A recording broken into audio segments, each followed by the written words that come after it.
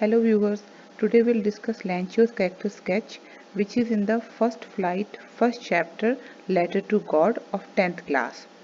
So let's begin with the main characteristic of Lanchio, that he was a farmer. Lanchio was a farmer by profession and he was working in his fields in the valley. Then secondly he was a very hard working man क्योंकि वो बहुत ज़्यादा मेहनत करता था अपने खेत के अंदर.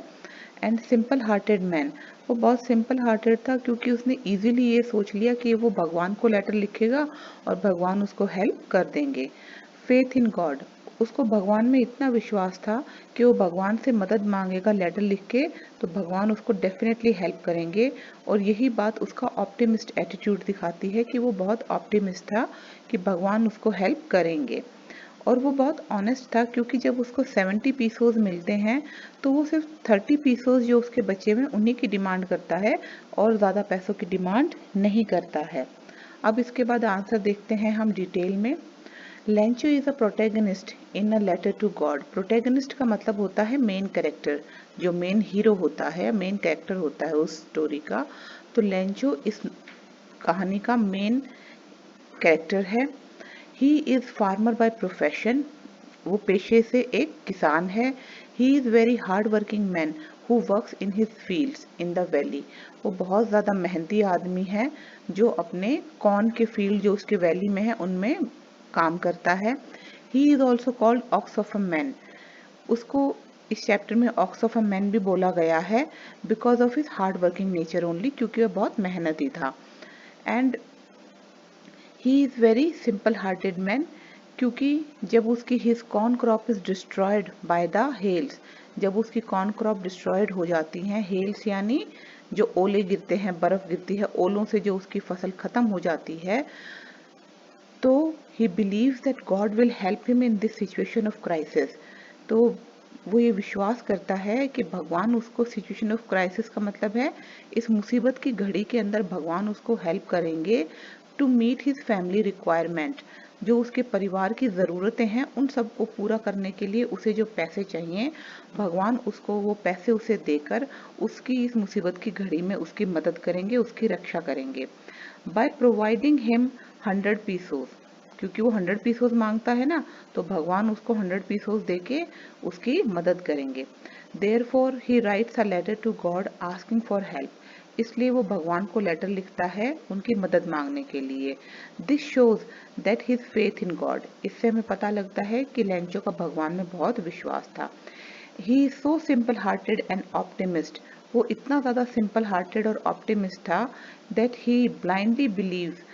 ब्लाइंडली मतलब बिल्कुल ही अंधा होके विश्वास करना, यानी कि बिल्कुल अपना कोई तर्क लॉजिक नहीं लगाना, कोई दिमाग नहीं लगाना और इतना मान लेना कि यस अगर मैं लेटर लिखूंगा भगवान को तो भगवान मुझे हेल्प करेंगे.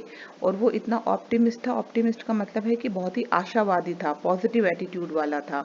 वो हमेशा पॉजिटिव सोचता था और आशा रखता था, होपफुल रहता था.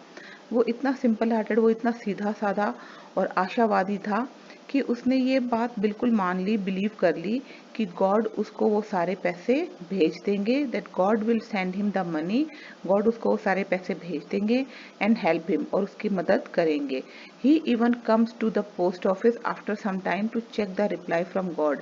इवन वो कुछ दिन के बाद, उसको इतना ज़्यादा ब्लाइंड ट्रस्ट था कि भगवान उसको मदद करेंगे कि वो कुछ दिन के बाद अपने आप पोस्ट ऑफिस में आता भी है चेक करने के लिए कि भगवान ने उसके लेटर पे क्या रिप्लाई भेजा है. This again shows his firm belief in God. ये हमें फिर से बताता है ये बात कि उसका गॉड के अंदर फर्म बिलीफ था, बहुत ही पक्का विश्वास था. एंड सिंपल हार्टेडनेस, और वो बहुत ही सिंपल दिल का आदमी था. When he receives 70 pesos in the envelope, जब उसको एनवलप में 70 पैसे पीसोज मिलते हैं, he does not lose heart. वो अपना दिल छोटा नहीं करता and writes again to God, और फिर से भगवान को लिखता है asking for remaining 30 पीसो. सिर्फ जो बचे हुए 30 पीसो हैं उनको मांगने के लिए वो भगवान को फिर से लेटर लिखता है. This shows his honesty. ये दिखाता है उसकी ऑनेस्टी को, क्योंकि as he ask only for remaining 30 peso only, कि वो सिर्फ बाकी बचे हुए 30 पीसों ही मांगता है, नॉट फॉर मोर, उससे ज़्यादा नहीं मांगता. इससे हमें पता लगता है कि वो बहुत ही ऑनेस्ट था और उसने मौके का फ़ायदा नहीं उठाया कि मुझे अब 70 पीसों मिल गए हैं तो मैं 30 की जगह मैं फिर से 100 पीसों मांग लूँ, वो ऐसा नहीं सोचता। वो सिर्फ 30 पीसों ही दोबारा मांगता है गॉड से। वो बहुत ही ऑनेस्ट होता है। But on the same hand he does not believe in humanity. But उसी टाइम पे हम उसके बारे में ये भी कहेंगे कि उसका ह्यूमैनिटी में यानी कि इंसानियत के अंदर उसका बिल्कुल भी बिलीव नहीं था, क्योंकि अगर इंसानियत में उसका विश्वास होता तो वो या तो इंसानों से मदद मांगता, और नहीं तो वो जो पोस्ट ऑफिस एम्प्लॉयज़ हैं उनको बंच ऑफ क्रुक्स नहीं बोलता। क्योंकि उसका इंसानियत में विश्वास नहीं था, इसीलिए वो पोस्ट ऑफिस एम्प्लॉयज़ को he calls the post office employees a bunch of crooks. इसीलिए वो पोस्ट ऑफिस एम्प्लॉयज़ को बेईमानों का एक ग्रुप, बेईमानों का एक समूह बोलता है, without thinking that it may be the post office employees only who could have helped him with the money। और वो ये बात बिल्कुल नहीं सोचता कि ये शायद पोस्ट ऑफिस एम्प्लॉयज़ ही होंगे जिसने उसको पैसे से मदद की होगी। वो ऐसा बिल्कुल नहीं सोचता, और वो सीधा सीधा उनको बंच ऑफ क्रुक्स बोल देता